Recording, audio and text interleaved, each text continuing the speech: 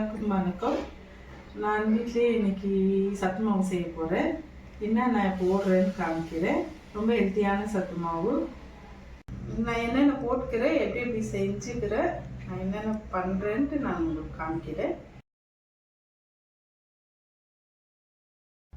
சத்து மாவு செய்கிறதுக்கு ஃபஸ்ட்டு கழுவி காய வைக்கிறதுக்கு எதாவது காமிச்சிடுறேன்.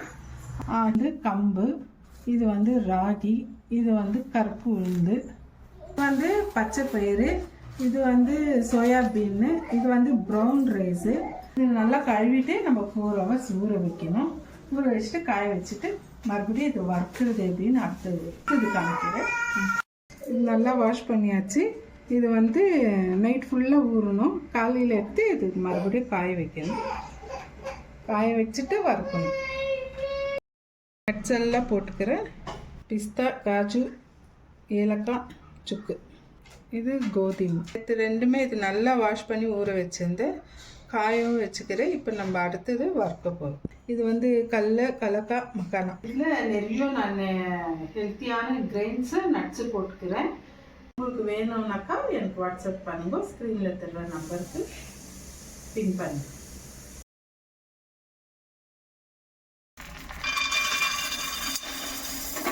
நிதானமாக வறுக்கணும். இது நல்லா வறுத்தா தான் நல்லா இருக்கும். பவுடர் நல்லா வரும்.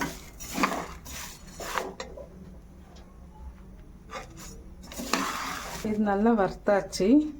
இது கொட்டிக்கலாம். அப்படி இப்போது இது வறுத்துக்கலாம்.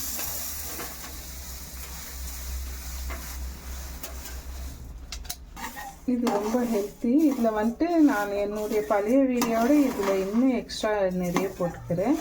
ப்ரோட்டீன், ஃபைபர் நிறைய இருக்கும். இதில் நியூட்ரிஷன் நிறைய இருக்கும். குழந்தைங்களும் சாப்பிட்லாம், அடல்ட்ஸோ சாப்பிட்லாம், எல்லோரும் சாப்பிட்லாம். இதே நம்ம வீட்டில் எல்லோரும் இது தான் சாப்பிட்றது. காலையில் பிரேக்ஃபாஸ்ட்டு இது தான்.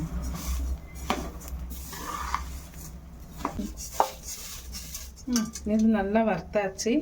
இப்போ அடுத்தது கோதுமை வறுத்துக்கலாம்.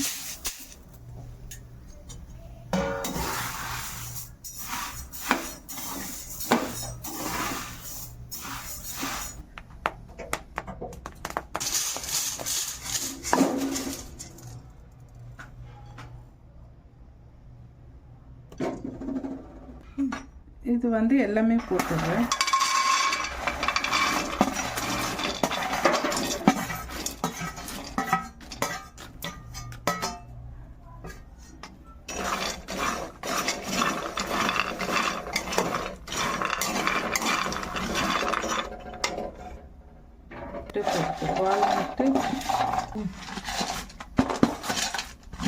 இதெல்லாம் வறுக்கக்கூடாது. இதை அப்படியே போட்டுக்கலாம். எல்லாம் கூட மிக்ஸ் பண்ணி இது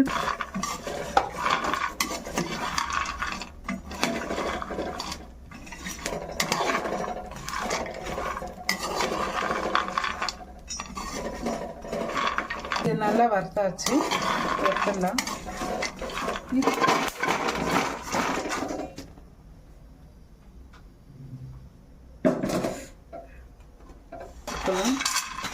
இது சும்மா சூடு பண்ணுறதுக்கு தான், ரொம்ப பொரியணும்னு ஒன்று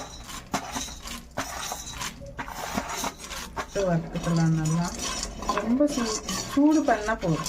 இது ரொம்ப வறுக்கணும்னு ஒன்று. நல்லா வறுத்துட்டு தோல் எடுக்கணும். அது கூட தான் அது.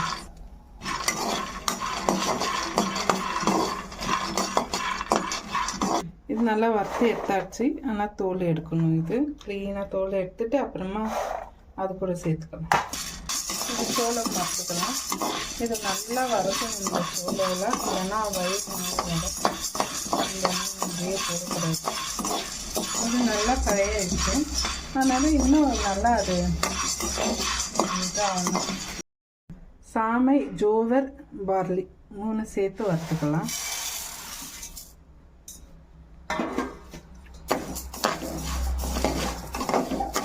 இது வறுக்கும் போது நல்லா ஒரு ரோஸ்டட் ஸ்மெல்லு வரும். அப்போ எடுக்கணும். பச்சை வாசம் நல்லா போகிற வரைக்கும் நல்லா வறுக்கணும். இது இப்போ நல்லா வறுத்தாச்சு. எடுக்கலாம். அப்போ உங்களுக்கே தெரியும் இல்லையா இது கலர் மாறிக்குது. நான் போட்டிருந்தேன் இப்போ இருக்கிறது. ஓகே தான். இப்போ எல்லாம் வறுத்தாச்சு, எல்லாமே நல்லா வறுத்தாச்சு. இப்போ இது நல்லா ஆறணும். ஆறின பிறகு பவுடர் பண்ணிக்கலாம்.